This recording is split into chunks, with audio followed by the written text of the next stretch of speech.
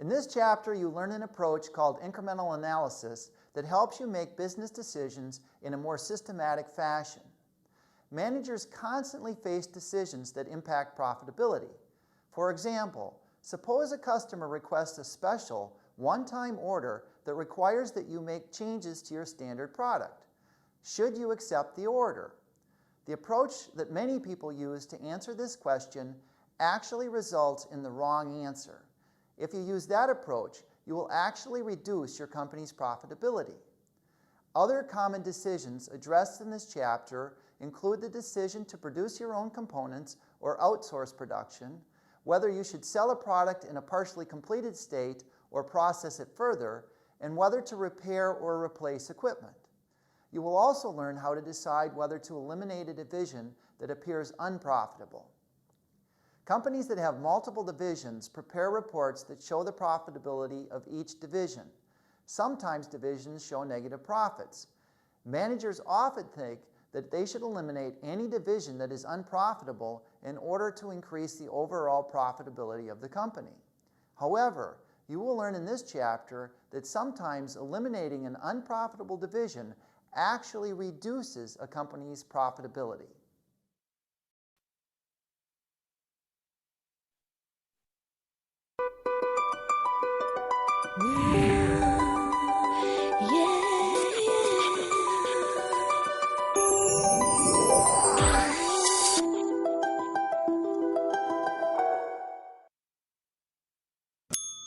When Adam Lowry and Eric Ryan, friends since high school, got tired of mundane-looking cleaning products that were bad for the environment, they had a decision to make: live with them, like everyone else,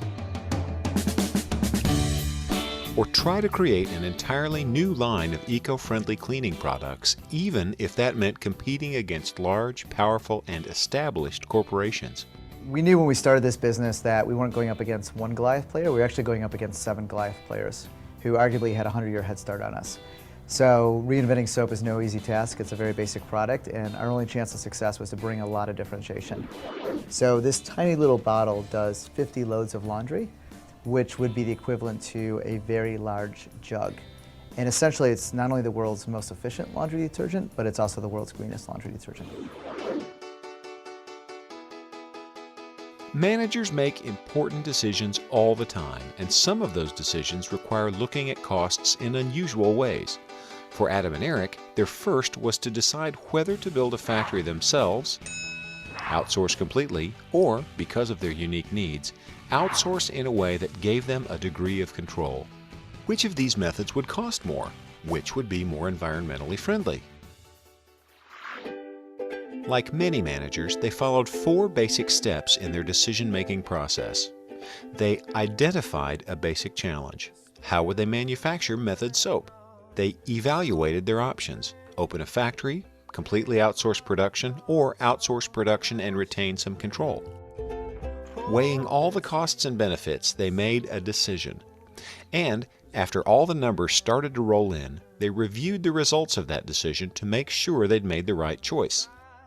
The process used to identify the financial data that change under alternative courses of action is called incremental analysis. To make their decision, Method's management analyzed quantitative factors, measurable factors such as costs that will change depending on which alternative course of action is chosen. There was a major benefit to opening their own factory. Method would have complete control over its production, but they would have to buy or lease a large building, purchase tons of equipment, and employ a huge staff. Building a manufacturing infrastructure is really expensive, and it burdens your business with a lot of fixed cost. As entrepreneurs, you're going up against companies with incredible economies of scale. It's really, really hard to go in at that same cost structure. By outsourcing, they'd share these costs with all the other clients of the vendor with whom they did business. Contract manufacturers are built for scale and can run them more efficiently than we would if we scaled our own line for a smaller business. So, from a purely quantitative perspective, it made the most sense for Eric and Adam to outsource production of their soaps to an outside party. But costs aren't the only consideration for managers at a company. Method had to also consider qualitative factors, those considerations which are hard to measure but still important in making decisions.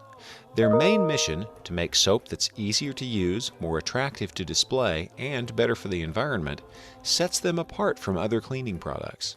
The size of their company also sets them apart from their competition, and to that end, a large, expensive factory might hinder them strategically. And as the little guy in our category, we need to be very quick to market and very flexible so that we can be innovative. It's how we compete. Another consideration, of course, was the environment. To stay green, they need lots of control over their production methods, exactly the kind of control they'd be giving up using an outside factory.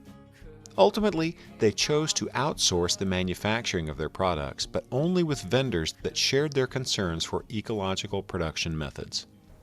We have a program called Green Sourcing, and what that program's about is working with our contract manufacturers and our suppliers to get greener together. And the reason we do that is the footprint of our manufacturing business is actually the footprint of our suppliers and vendors.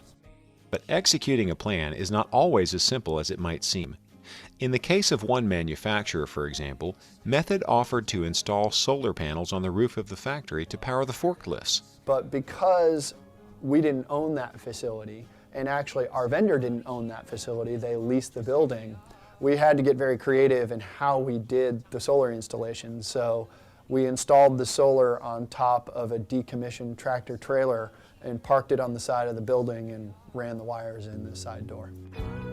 There are many qualitative factors that are important to Adam and Eric and their loyal customer base, which compete with quantitative factors when making decisions. They include things like what are the carbon footprint of the products that we're using, and then on the social side, there's issues of where do we manufacture this product? Are people being paid a living wage? There's 4 primary factors that we use to choose our contract manufacturers and all of the suppliers we use, which are cost, service, quality, and sustainability.